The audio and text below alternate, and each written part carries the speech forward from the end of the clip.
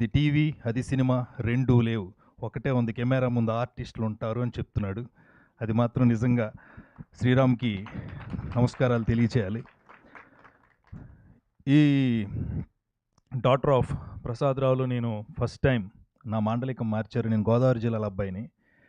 కానీ first time నాతో Nellore మాట్లాడించారు. Madam మీరు చాలా బాగా రాశారండి డైలాగులు.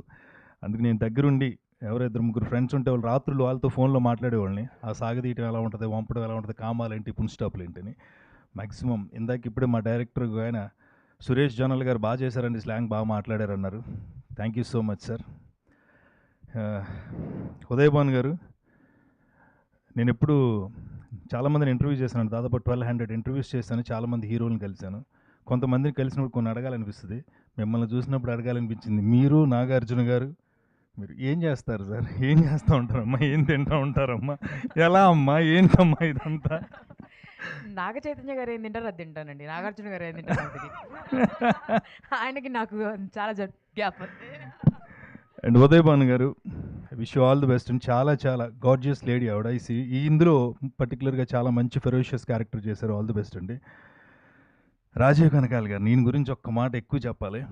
ఎందుకంటే ఎప్పటి నుంచో ఈయన అన్నయ్య అని పిలుద్దామని అవకాశం ఇచ్చారు. బాబు మీకు దండం.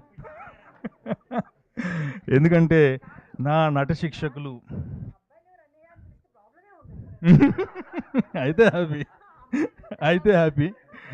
నా నట గురువులు, నా నట శిక్షకులు దేవదాస్ కనకాల్ గారు, లక్ష్మీ మేడం గారి శిష్యరికంలో మీడియా వర్క్షాప్ అండ్ యాక్టింగ్లో నేను అప్పట్లో బెస్ట్ యాక్టర్ తీసుకున్నా.